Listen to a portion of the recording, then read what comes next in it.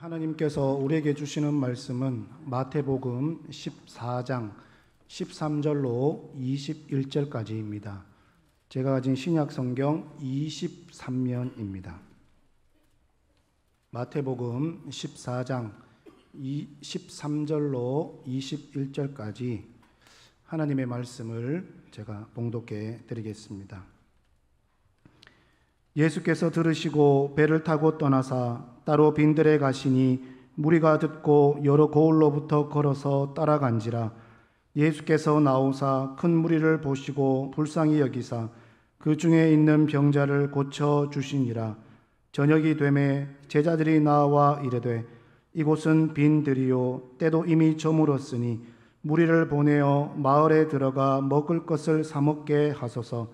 예수께서 이르시되 갈 곳 없다. 너희가 먹을 것을 주라. 제자들이 이르되 여기 우리에게 있는 것은 떡 5개와 물고기 2마리 뿐이니이다.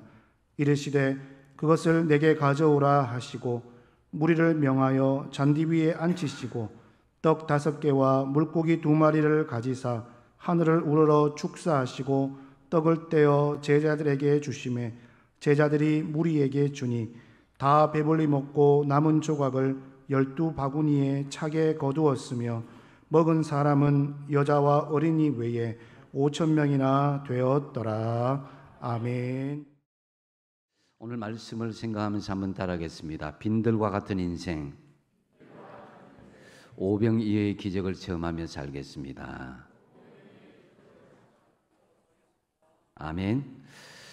얼마 전 이 목회자들이 친구들이 이제 딸 결혼식을 기마해서 조촐한 환갑 잔치를 셀프로 가졌습니다.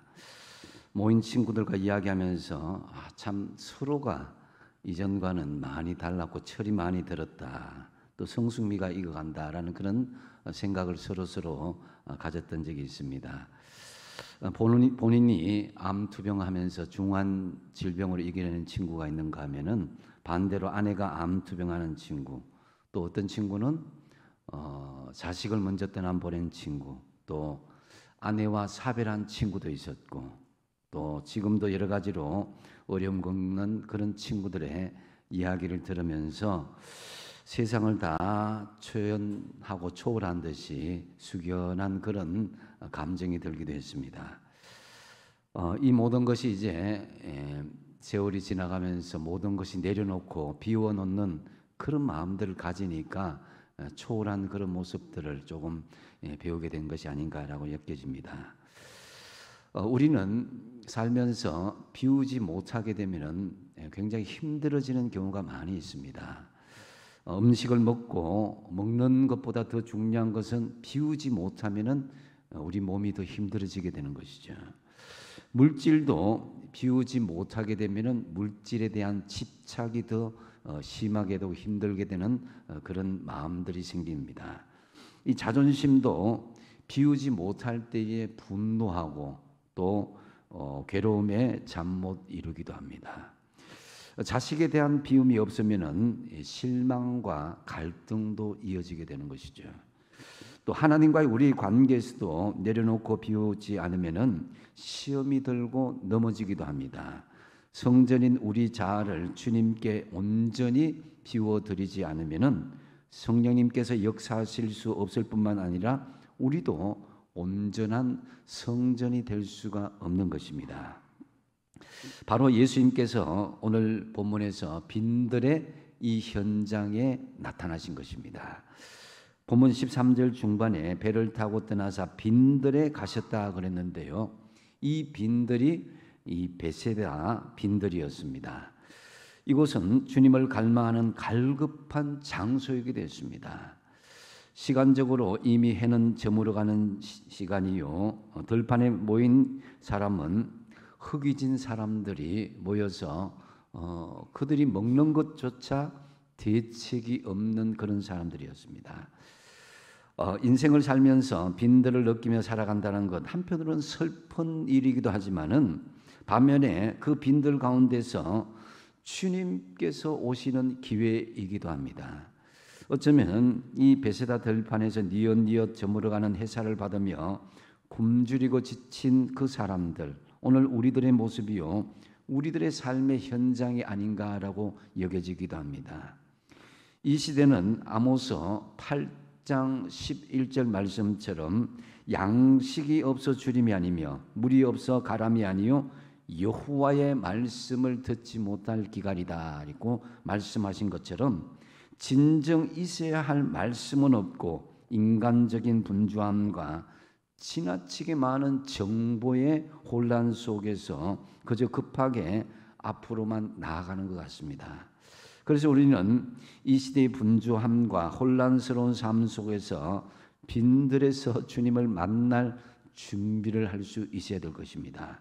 지나치게 많은 정보와 지식의 귀를 막고 하나님 음성 외에는 아무것도 들리지 않는 주님과 나만의 빈들이 필요한 것입니다. 이 빈들에는 사람도 핸드폰도 어떤 문화시설도 없지만은 하나님의 말씀을 듣기에 가장 듣기 좋은 조건을 갖추고 있습니다. 그래서 하나님은 우리에게 때때로 빈들과 같은 광야로 우리를 인도하시는 것을 볼 수가 있습니다. 경제적인 빈들이든지 혹은 건강의 빈들이든지 자녀의 빈들이든지 사람과의 빈들이든지 영적인 빈들이든지 간에 지금 주님은 우리를 빈들 광야로 초청하고 있습니다. 그렇다면 주님께서 이 빈들에 나오는 우리에게 어떤 은혜를 베풀어 주시겠습니까? 먼저 우리를 불쌍히 여기시고 치료하시는 사역을 하신 것을 볼 수가 있습니다.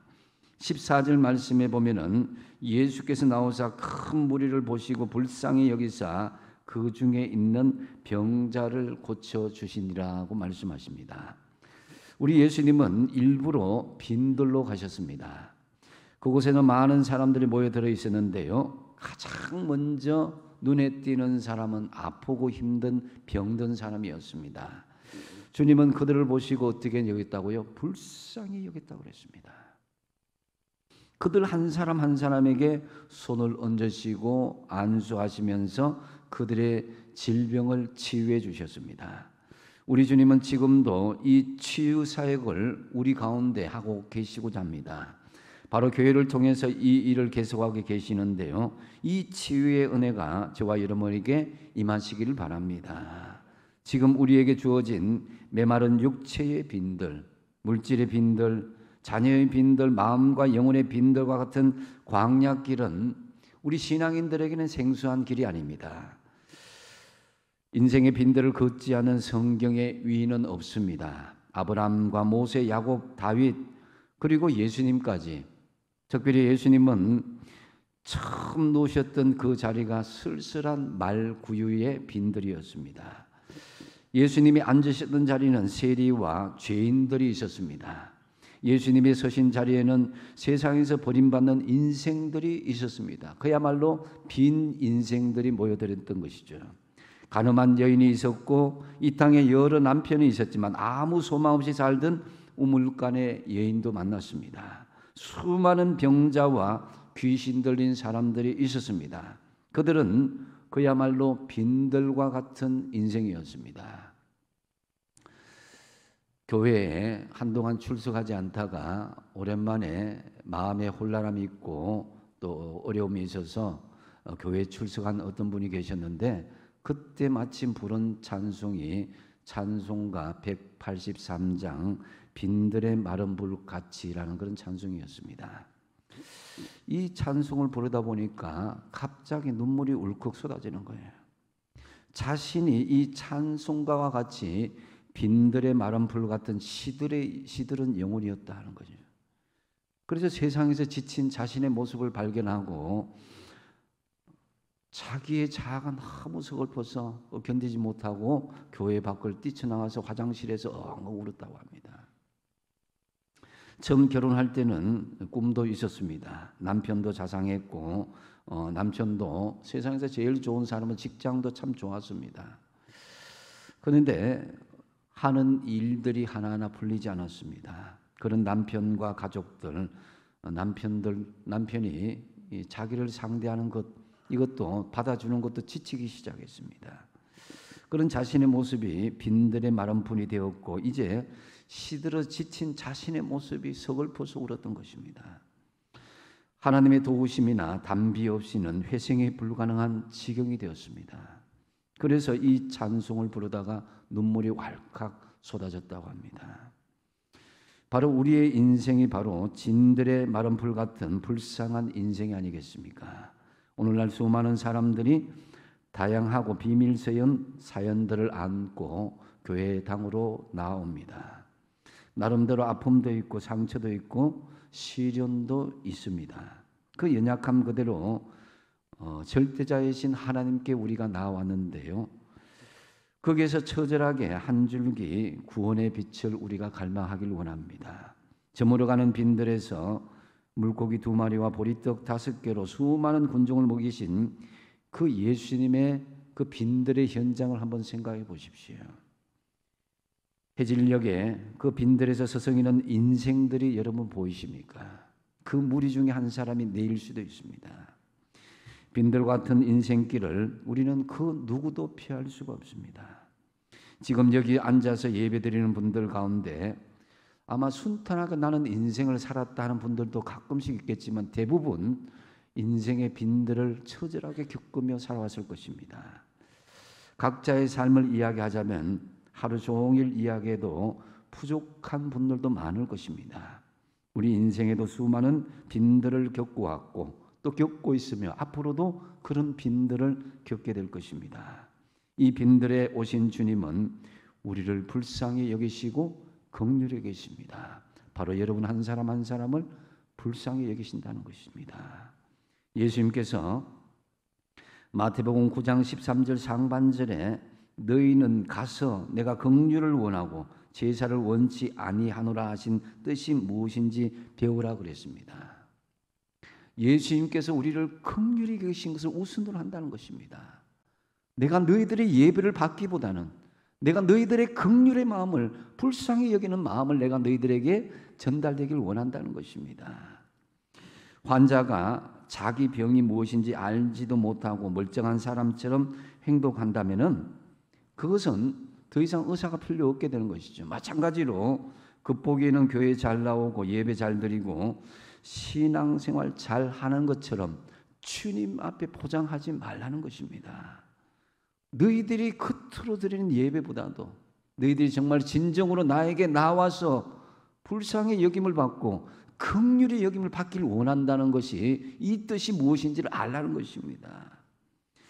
비록 용서받아서 구원받은 하나님의 자녀일지라도 여전히 죄악 가운데 노출되어서 괴로워하고 몸부림치는 존재임을 인정하는 것이 주님 앞에 긍휼히 여김을 받는 것이고 불쌍히 여김을 받는 것이고 그것이 성화의 삶이요 그것이 주님의 온전한 긍휼함을 입을 수 있는 삶일 것입니다.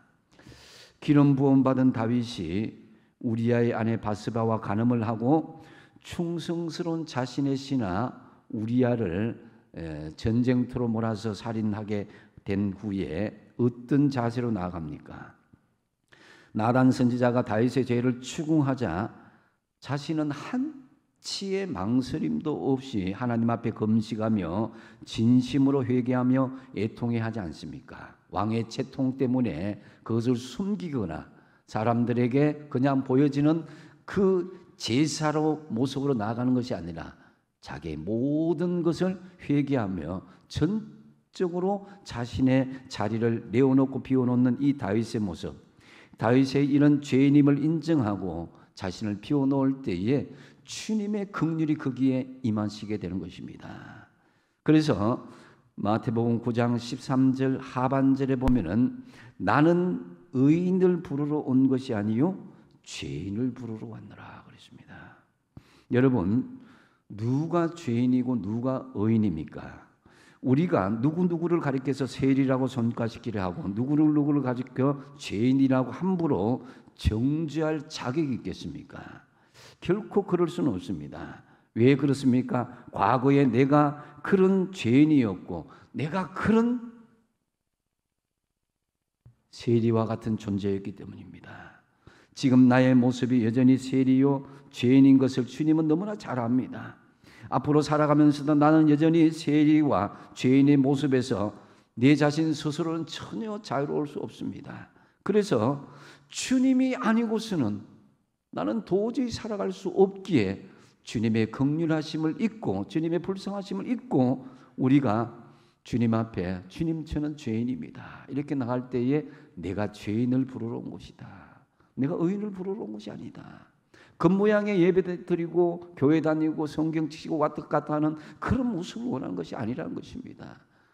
너희들이 진정으로 나에게 긍휼함을 받기를 원한다면 너희들이 모든 것을 내려놓고 다 비워놓고 너희 스스로를 모든 것을 인정하라는 것입니다. 이런 빈될 인생을 향해서 주님께서 우리를 초청하고 있습니다. 너무나 잘 아시는 말씀 마태복음 11장 28절입니다. 같이 한번 읽어보겠습니다. 시작. 수고하고 무거운 짐진 자들아 다 내게로 오라. 내가 너희를 쉬게 하리라. 아멘. 주님께서 저와 여러분을 불쌍히 여기셔서 우리를 초대하고 계십니다. 진정 인생의 갈급함을 해결할 수 있는 분은 오직 예수님 한 분이심을 우리는 알 수 있어야 될 것입니다. 그래서 마태복음 5장 7절에 말씀합니다. 긍휼히 여기는 자는 복이 있나니 그들이 긍휼히 여김을 받을 것이며. 내가 주님 앞에 긍휼히 여김을 받아야 나도 다른 사람들을 불쌍히 여길 수도 있고 끌어안을 수가 있습니다. 나는 주님의 긍휼로 인해서 용서받은 죄인임을 인정해야 동시에 이웃을 향하여서는 긍휼의 마음과 손길을 내밀 수가 있습니다. 내가 긍휼의 주님을 만날 수가 있는 것입니다. 순간순간마다 항상 내가 주님의 긍휼로 용서받고 여러분의 모든 문제가 치유되고 회복되는 역사가 있길 바랍니다. 여기서 두 번째로 우리는 중요한 사실을 깨달을 수 있습니다. 우리 인생의 빈들에서 문제 해결은 우리의 믿음을 통해서 역사하시고 사용하신다는 것입니다. 이 빈들에서의 문제는 저녁이 되자 먹을 것을 구할 수 없다는 것이었습니다. 현실의 문제였죠. 우리도 여러 가지 어려움이 있지만 당장 먹고 마시고 입는 이 문제가 상당히 우리 인생의 중요한 문제이기도 합니다. 15절을 보니까 그래서 제자들이 이야기합니다. 저녁이 되매 제자들이 나와 이르되 이곳은 빈들이요 때고 이미 저물었으니 무리를 보내어 마을에 들어가 먹을 것을 사 먹게 하소서. 그래서 제자들이 주님께 무리를 보내어서 마을까지 먹을 것을 사 먹게 해달라고 요청을 하는데요. 그런데 예수님께서 대답하신 말씀은 의외입니다. 16절을 보면은 예수께서 이르시되 갈 것 없다. 너희가 먹을 것을 주어라고 그러십니다. 저녁에 빈들에서 음식을 스스로 조달하여서 모인 무리들에게 준다는 것은 인간적으로나 상식적으로 도저히 불가능한 일입니다. 하지만 주님께서는 우리에게 이루신 기적, 이것이 인간적인 상식이 아닌 하나님을 향한 우리의 믿음을 통해서 이루시는 것임을 그들을 통해서 스스로 시험하십니다. 여러분, 우리 삶 속의 빈들의 기적, 메마른 곳에 하나님의 풍성한 은혜가 부어지는 이 기적은 하늘에서 뚝 떨어지는 것이 아닙니다. 믿음을 가진 사람들을 통해서 역사하시고 일어난다는 사실입니다. 홍해 앞에서 이스라엘 백성들을 보십시오. 뒤에 애굽 군대만 보이는 것이 아닙니다. 그들 앞에는 불기둥과 구름 기둥도 있었습니다. 기적이 눈앞에 있었음에도 불구하고 그들은 무엇을 두려워했습니까? 홍해를 두려워하고 애굽 군대를 두려워했습니다. 왜 그렇습니까? 그들은 하나님께서 임재하시는 불기둥 구름 기둥보다도 홍해의 가로막힘과 애굽 군대의 무서움을 보았기 때문입니다. 우리도 마찬가지입니다. 하나님 앞에서 하나님의 임재와 기적도 있지만은 눈앞에 당장 보이는 인간적인 두려움과 인본주의적인 계산이 앞서면은 하나님의 기적은 일어날 수가 없게 되는 것입니다. 여기서 우리는 인간적인 판단하에 할 수 없다고 생각하면 할 수 없게 되는 것이요. 믿음을 가지고 할 수 있다는 믿음을 가지면은 여러 어려움도 극복하고 하나님께서 믿음의 기적, 오병이의 기적을 우리에게 보여주신다는 것입니다. 하나님 이처럼 우리의 작은 믿음을 통해서 역사하시는 것을 볼 수가 있습니다. 너희가 먹을 것을 주어라. 주님, 제가 가진 거 없는데요. 탈탈 끌고 모으니까 5마리의 물고기와 2개의 떡만이 나오고 있습니다. 근데 그것을 가지고 너희들이 공급해 주어라는 것입니다. 이 빈들의 문제가 우리의 믿음과는 상관없는 것이라고 생각할 수도 있습니다. 17절을 보시면은 제자들이 이르되 여기 우리에게 있는 것은 떡 5개와 물고기 2마리 뿐이니이다 그랬습니다. 이 말은 된다는 말입니까? 안 된다는 말입니까? 떡 5개와 보리 물고기 2마리가 어떻게 이 많은 사람들의 배를 채울 수 있겠습니까? 안 된다는 말인 것이죠. 이 말에는 부정적인 사고방식에 가득 찬 그 마음을 볼 수가 있습니다. 예수님께서 너희가 먹을 것을 주라고 말씀하신 것은 바로 이것입니다.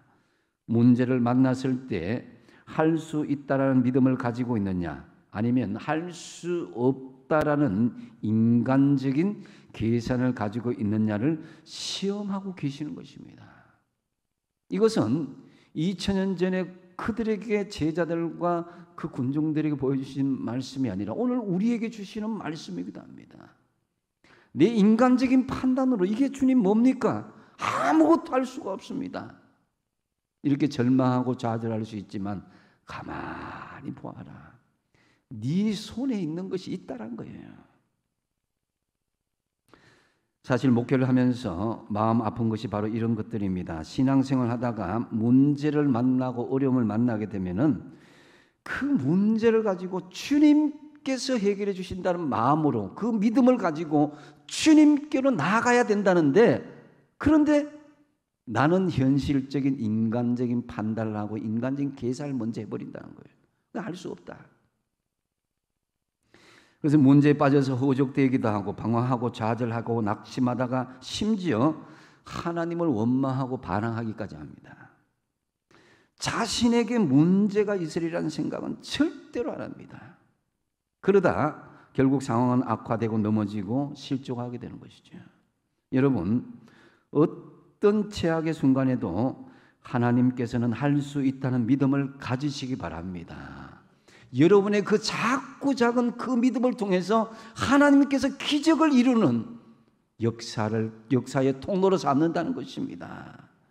인간적으로는 도무지 답이 나오지 않는 문제가 우리에게 있다면은 그 문제 자체를 가지고 우리가 스스로 고민하고 아파하고 또 그렇게 몸부림치지 마시고 먼저 주님을 찾고 또 찾으십시오.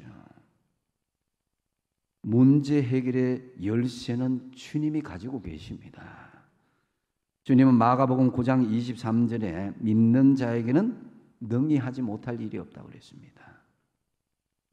그 전제로 할 수 있거든, 이런 전제를 내미는 그 말을 주님께서 그게 무슨 말이냐, 전제가 없다. 믿는 자에게는 능히 하지 못할 일이 없다. 다 할 수 있다는 거예요.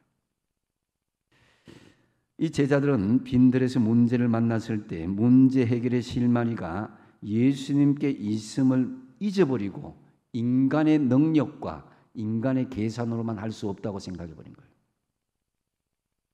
당연히 제자들에게 있어서 불가능한 일이었는데요. 하지만 예수님이 그 문제를 해결을 하셨습니다. 예수님의 손길에 맡기니까 기적이 일어난 거예요.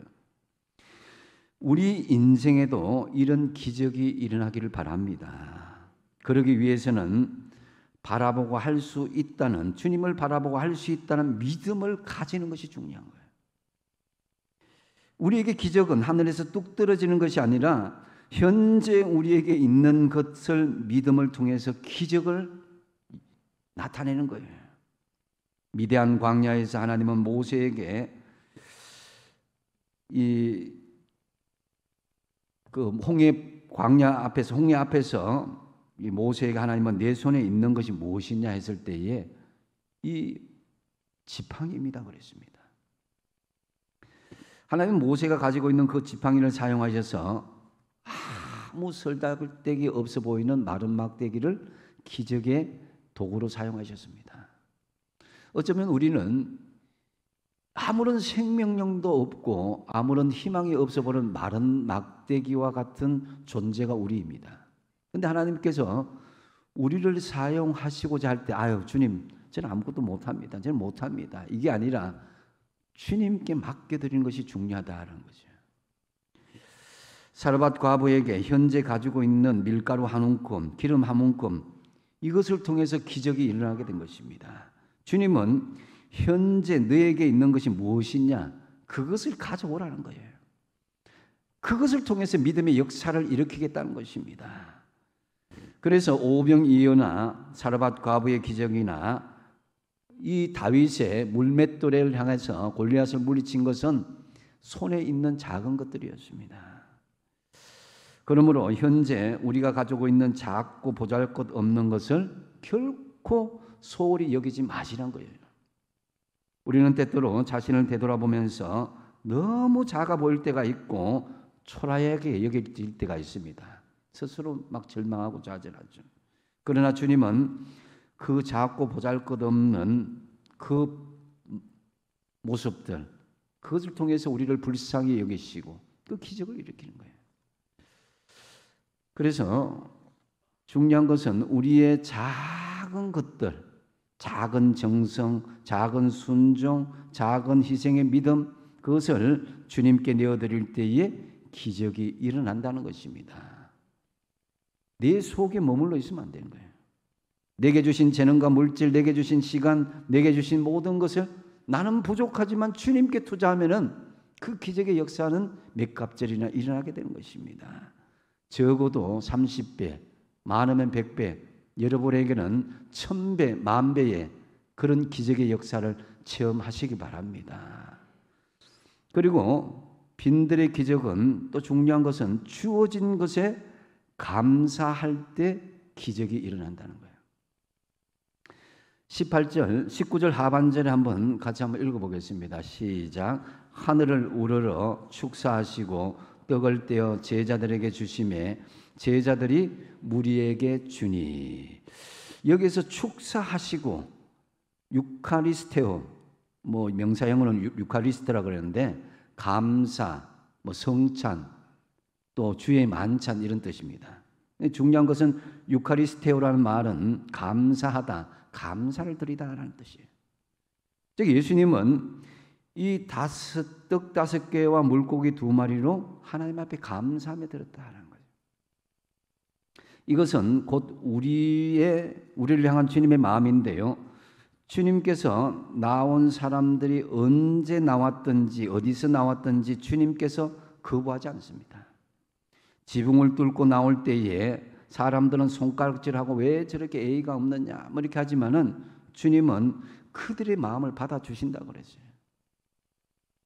한 번은 오랫동안 혈류증을 앓는 여인이 예수님께 찾아왔는데 그런데 앞으로 와서 도무지 그 도우심을 간구하지 못하고 있을 때 뒤에 몰래 옷깃만 만졌습니다. 그러나 예수님은 그녀를 보고 말씀하십니다. 딸아, 내 믿음이 너를 구원하였다. 평안히 가라 그랬습니다. 정말 작은 믿음이잖아요. 주님 앞에 얼굴을 맞대고 갈 용기가 없으니까 뒤에 가서 살짝 예수님의 옷깃만 만졌는데 그것을 아시고 그 작은 믿음을 보시고 딸아 내 믿음이 너를 구원하였다고요. 앞을 못 보는 이 바디메오가 소리를 지릅니다. 다윗의 아들 예수여 우리를 불쌍히 여기소서. 우리를 불쌍히 여기소서. 앞을 못 보니까 군중에 나아갈 수가 없는 거예요. 그 사람들이 그들을 쫓아내려고 할 때에 예수님은 그렇지 않고 도움을 요청하는 그들에게 물으십니다. 알죠? 무슨 형편인지 알죠? 그런데 정확하게 이야기합니다. 내가 무엇을 하여 주길 원하느냐?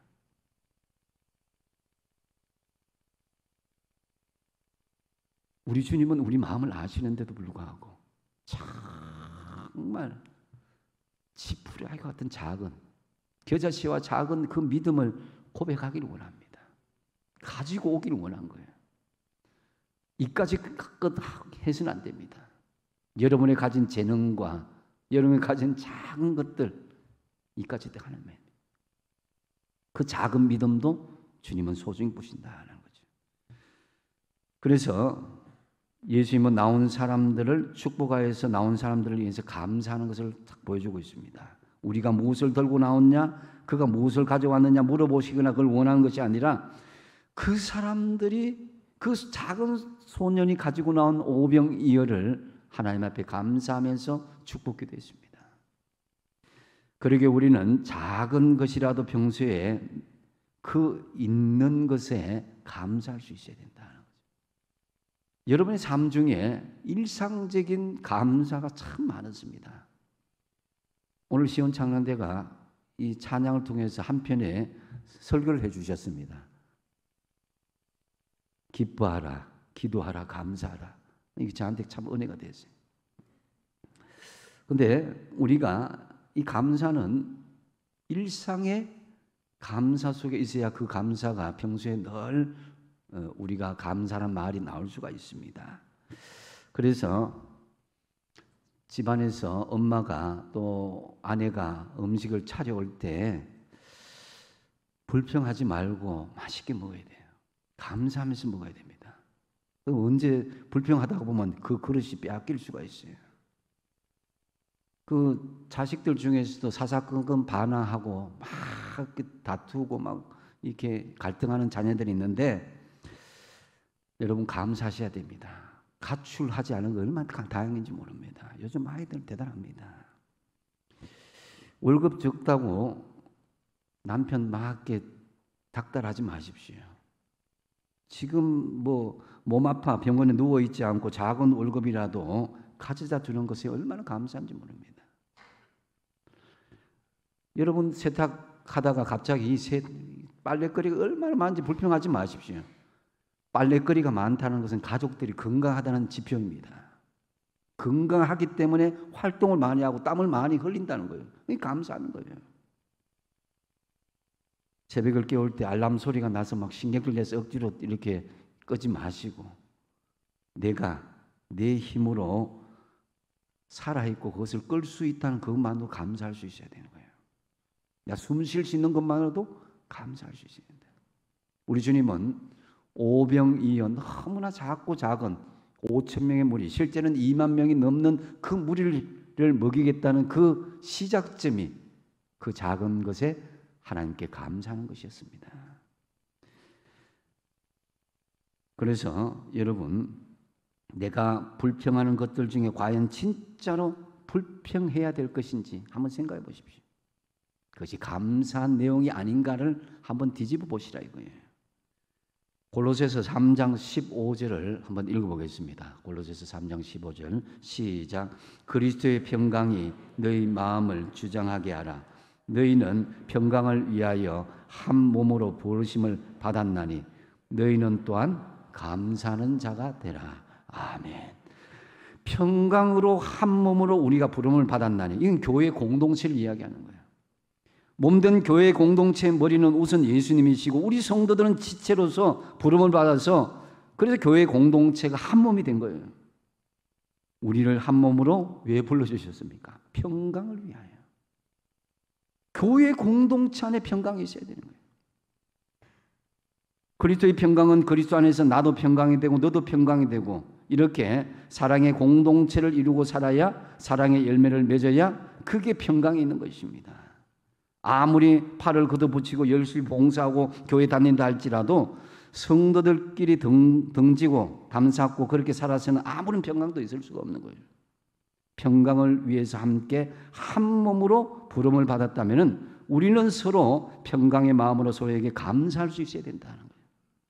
평강 가운데 거하면서 그래서 감사가 넘치는 교회 공동체를 만들어 나가시는 저와 여러분 되시기 바랍니다. 내가 먼저 평강을 주어야 평강이 오고 내가 먼저 감사를 표현해 그 감사가 돌아오는 거예요. 특별한 일이 없으면 감사하기는 쉽지는 않습니다만, 그러나 믿음으로 사는 성도들에게 기적이 일어나고 고마운 일이 있어서 감사하기보다는 어려운 일을 만나고 절박한 상황이 생겨도 그 가운데 하나님의 도우심을 믿고 감사할 수 있어야 되는 거예요. 성도들은 기적이 먼저가 아니라 감사가 먼저야 되는 거예요. 감사할 때 하나님의 기적이 시작되는 거예요. 그래서 내게 주어진 작고 일상적인 것에 감사하면서 오병이와 같은 기적을 일으키기 바랍니다. 이제 말씀을 정리합니다. 지금 우리 인생은 빈들과 같은 인생의 연속입니다.